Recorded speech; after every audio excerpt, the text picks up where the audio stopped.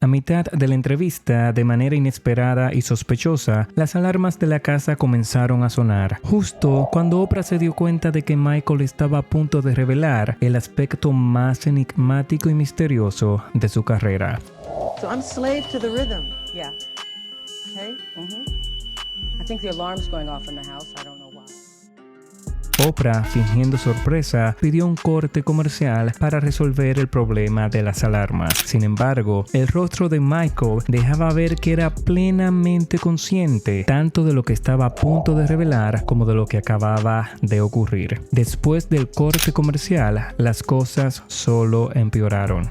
Y claro, regresaremos a la entrevista de Oprah y Michael, pero para entender las oscuras intenciones de Oprah durante la misma, es necesario entrar en contexto. Michael Joseph Jackson fue conocido mundialmente como el rey del pop. Sin embargo, pocos saben que desde muy joven, Michael mostró un profundo fervor por el cristianismo y una intensa pasión por Dios. Este fervor lo colocó en el centro de una feroz batalla entre el bien y el mal, fuerzas que se disputaron su talento y su corazón hasta su último aliento. Esta batalla es la razón de las intensas experiencias espirituales que vivió Michael y muchas de sus reacciones ante ciertas situaciones. También nos muestra a los emisarios de las tinieblas con los que se enfrentó, tales como Oprah Winfrey y otros que mencionaremos en breve. Michael creció en una familia numerosa y devota. Sus padres, Catherine y Joseph Jackson, criaron a sus hijos bajo los principios estrictos de la fe de los Testigos de Jehová, una rama del cristianismo conocida por su interpretación particular de las escrituras y sus rígidas normas de vida. Catherine fue una influencia espiritual significativa en la vida de Michael, inculcándole valores religiosos desde una edad temprana.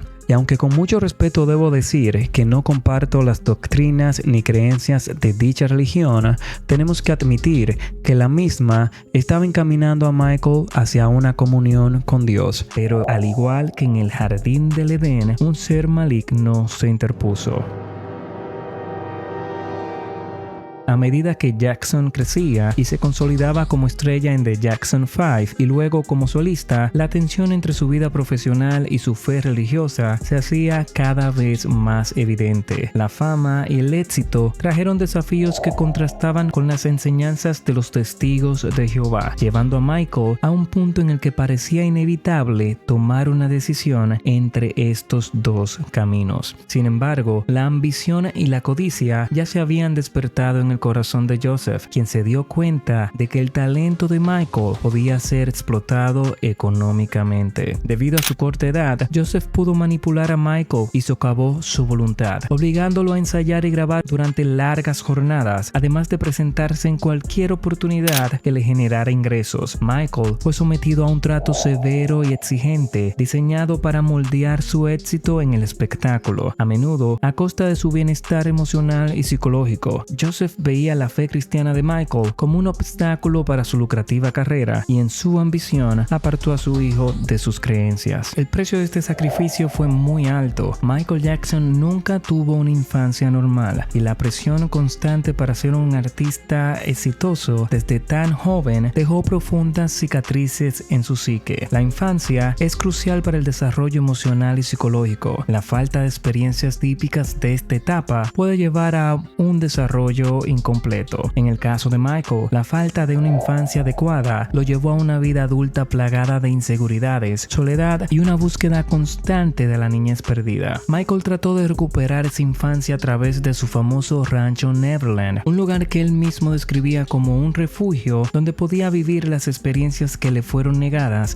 durante su niñez. Neverland, con su parque de atracciones y otros elementos lúdicos, reflejaba su deseo de aferrarse a una inocencia que nunca pudo disfrutar plenamente. Michael se rodeaba de infantes no desde una posición de autoridad, sino como un igual, buscando la compañía de aquellos que compartían la inocencia y la pureza que tanto anhelaba y nunca vivió. Este comportamiento, que muchos consideraban inusual para un adulto, fue objeto de incomprensión y controversia, y es aquí donde entramos a la parte más oscura y triste de la historia de Michael Jackson.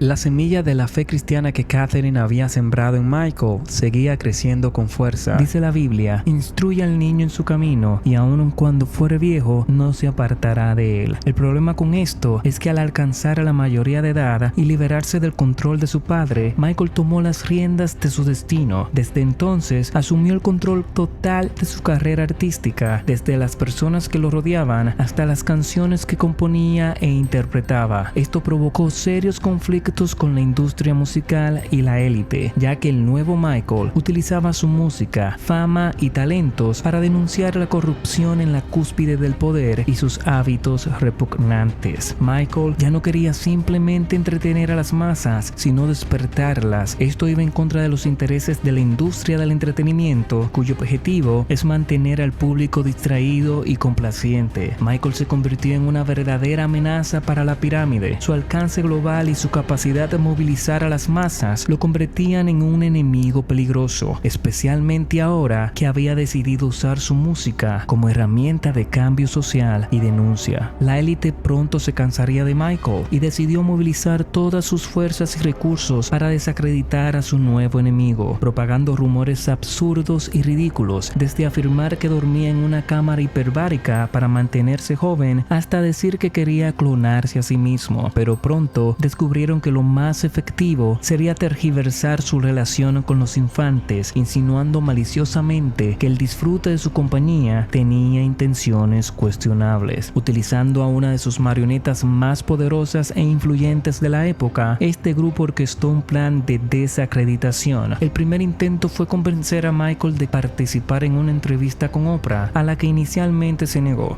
Sin embargo, Oprah le ofreció realizarla en Neverland para que se sintiera más cómodo, y tras varias insistencias, Michael, desgraciadamente, aceptó. Para sorpresa de Oprah, Michael manejó con destreza las malintencionadas preguntas, todas centradas solamente en los escándalos de su carrera. Fue astuto, aprovechando la ocasión para mostrarse risueño ante los absurdos y ridículos rumores sobre él. Sin embargo, Oprah tenía un as bajo la manga. Esta había invitado en secreto a Elizabeth Taylor.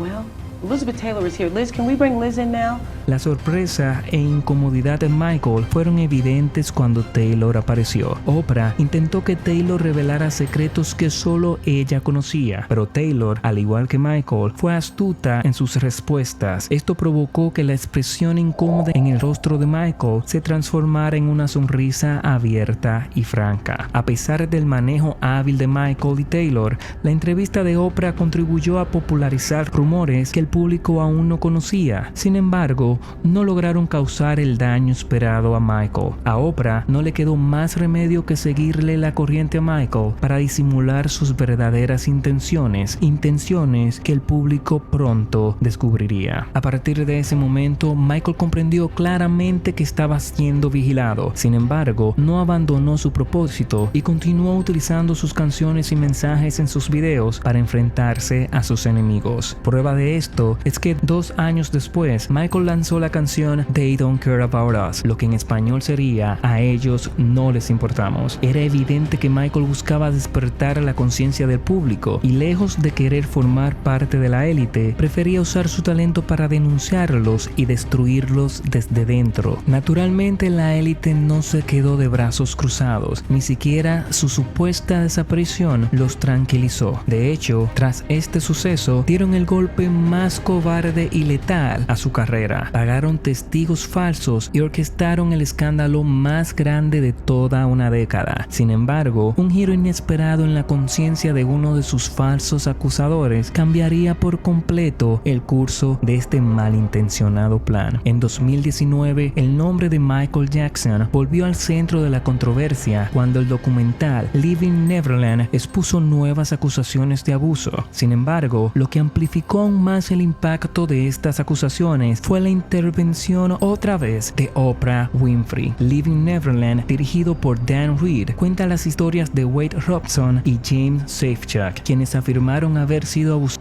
por Michael Jackson. El documental generó un gran revuelo, polarizando la audiencia y reavivando el debate sobre las acusaciones que persiguieron a Jackson durante gran parte de su vida. Después del estreno de Living Neverland, Oprah decidió dar un paso audaz al producir y presentar un especial titulado After Neverland. Este programa, grabado en el Times Center de New York, se emitió inmediatamente después del documental por HBO y otras cadenas de igual importancia. En After Neverland, Oprah entrevistó a Wade Robson y James Safechuck frente a una audiencia de sobrevivientes de abuso, creando un ambiente donde sus testimonios fueron recibidos con empatía. Cada detalle fue minuciosamente pensado para crear un ambiente en el que Michael quedara ante el mundo como un depredador y el villano de la película. Durante la entrevista, Oprah abordó temas como el proceso de recuperación de las víctimas y la dificultad de hablar en contra de figuras poderosas como lo sería el caso de Michael Jackson. La elección de Oprah de alinear su programa con Leaving Neverland fue vista por muchos como un respaldo a las acusaciones y una postura firme en contra de Jackson, a pesar de que él había sido absuelto de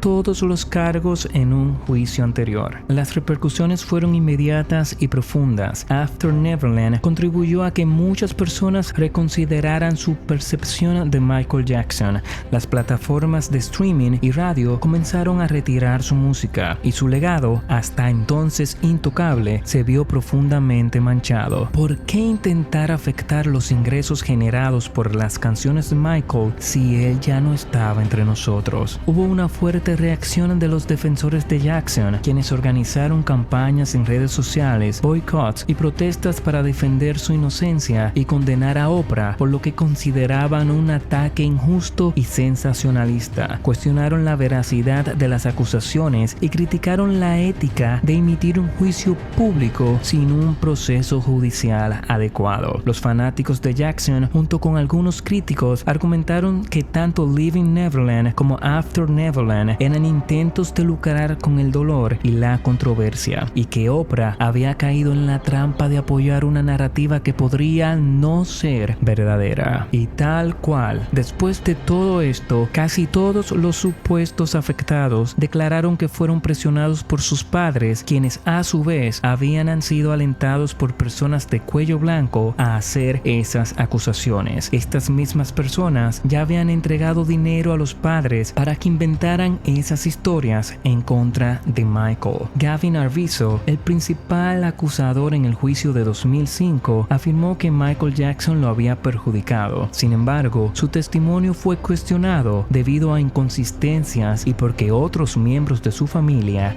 quienes también testificaron contra Michael, tenían antecedentes de mentir bajo juramento en casos similares anteriormente. Jason Francia, hijo de una empleada doméstica de Jackson, inicialmente afirmó que Jackson lo había perjudicado cuando era infante. Sin embargo, más tarde durante el juicio, admitió que había sido presionado para hacer esas declaraciones y que no estaba seguro de lo que realmente había sucedido. En 1993, Jordan Chandler, a través de su padre, acusó a Jackson. El caso se resolvió fuera de los tribunales con un acuerdo económico. Años después, se informó que Jordan Chandler, ya adulto, se retractó de sus acusaciones, afirmando que su padre lo había obligado a mentir para obtener dinero de Jackson. Estas retractaciones, junto con la falta de evidencias concluyentes, han alimentado el debate sobre la culpabilidad de Michael Jackson y han llevado a muchos a creer que fue víctima de falsas acusaciones. Estoy convencido de que si Michael hubiera podido elegir entre ser una gran estrella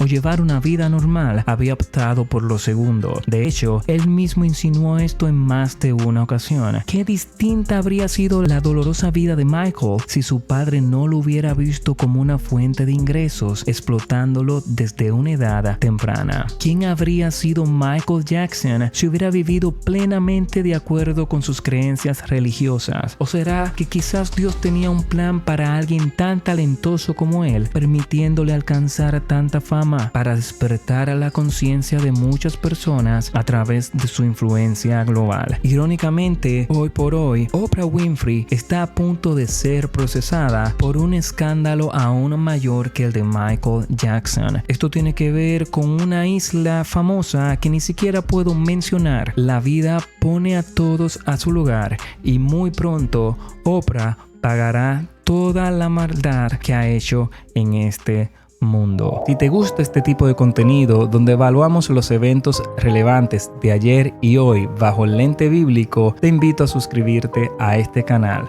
Muchísimas gracias por llegar hasta el final. Bendiciones del cielo.